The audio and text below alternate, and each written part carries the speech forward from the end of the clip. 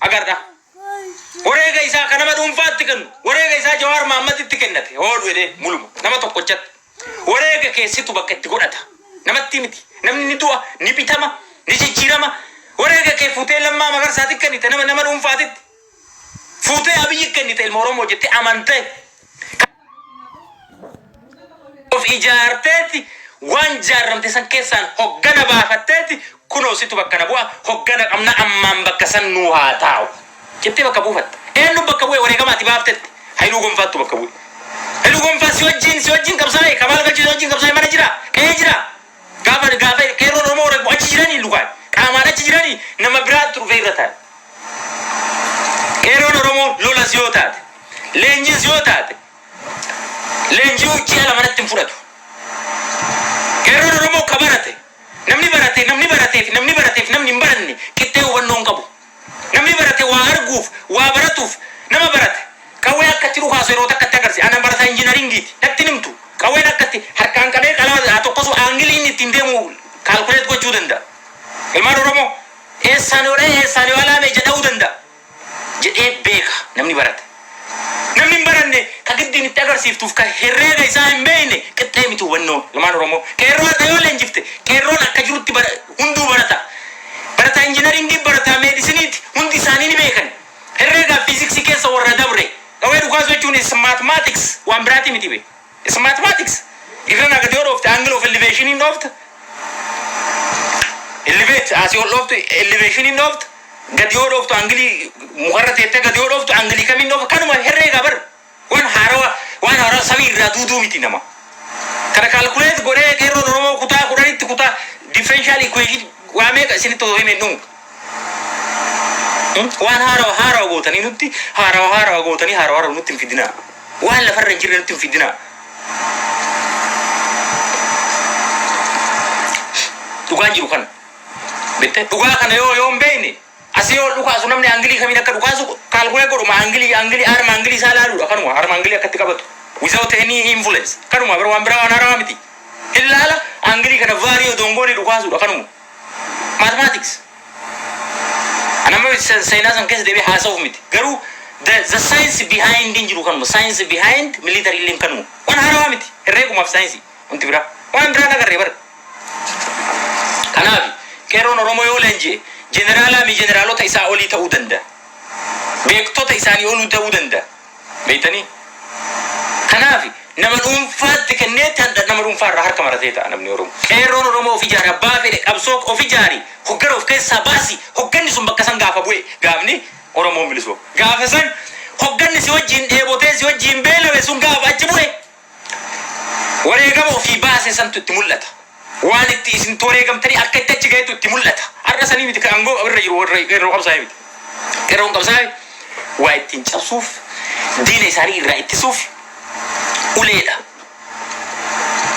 malee qeerroo Oromoo ulee horatan malee qeerroon Oromoo aangoo irrallee hin jiru amma akkamiin himan qeerroo Oromootu jijjiirama kana fide qeerroon Oromoo aangoo kana nuu qabatee nuu himanii bar lammaan qeerroodhaan hin jedhanii bar afaan guuttataniitu Abiyyi qeerroon hin jedhanii afaan guuttatanii waan nama dhibu bar kana kuni soba dhugaa irraallee fagaate lammaan qeerroollee miti qeerroo hiisise malee Abiyyi qeerroo miti qeerroo hiisise malee qeerroo basaase malee qeerroo miti Abiyyi EPRDF ture hogganaa ture beelawee hin beeku dheebotee hin beeku kanuma dhugaan lafa jiru ani bara ilaalee yeroo tokko baruma jarri kun itti qabsaawetu na dhibe sokee kadhabe baruma jarri kun itti qabsaawe baruma isaan Oromoo itti beelawan kana dhibe kana ka sokee dhabe itti beela maal jedhe algaa jala bullee dhaabe Abiyyi algaa jala bulleeti hoggaa sadiin darban algaa jala bulleeti qeerroon Oromoo ala buleeti algaa mana keessa bulte ati oo'aa mana oo'aa jala ati algaa jala bulee inni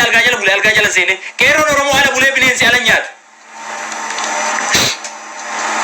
bineensatu alatti nyaata ilmaan Oromoo maasaa keessatti reeffi isaanii dabrame ati mana bultee ber nu algaa jala bulleedha algaa jala ajaa'iba bari yeroo tokko akkatti dubbatan tura mariba dhugaa rabbii akkatti dubbatan tura mariba yoo waan tokko nu dubbanne yaa asirra kottu asii bahi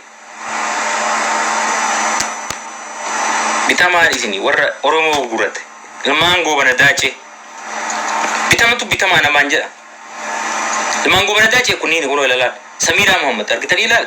Laba basha.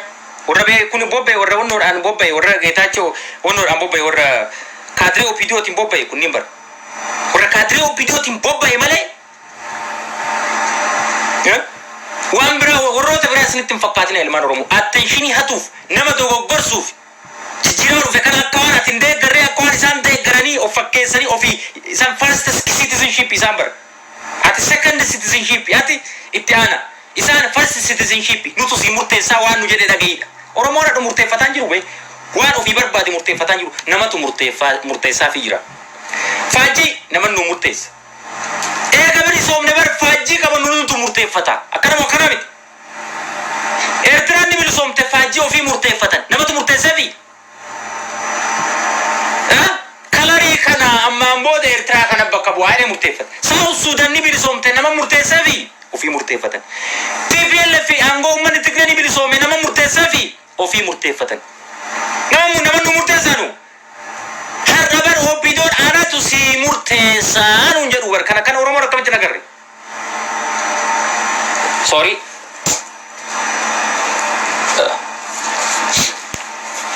Nama tu murteessu jira ilmaan Oromoo. Waan namni nu murteessu fudhachuun ofii murteeffanna. Kanuma bar ofii murteeffanna. Faajjii qabannu ofii murteeffanna. Kaayoo gootota kennaa qabannee ofii murteeffanna. Namaa bi kanu murteessu. Abiyyee bakka bunoo emarre namni bakka nama bu'e. Adaraatti kennannee miti.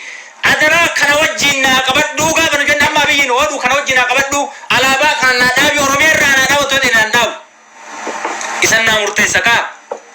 Yoo mani murteeffadhe achi sakaadhe ofii dhufee achi taa'e ana bakka si bu'an hin jedhe malee kottu bakka nu bu'in jenneen uummanni Oromoo.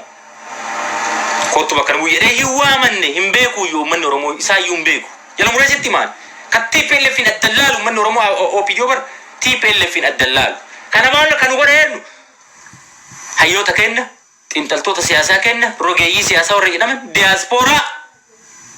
Isaan malee kun har'arraa isatu bakka bu'ee nuun jedhee nu hime malee Jawaar Mohaammed nu himee miti maa? Mbeennu kana waliin agarre malee uummanni Oromoo qeerroon kana qabsaa'e hoggana qaba.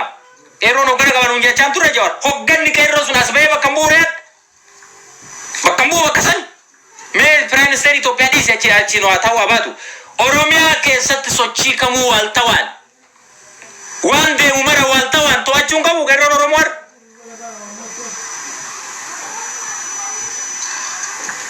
Ture akkas ture. Kanaafi bilisummaan nu argannillee hin jiru nutti hin soobinaa X failed.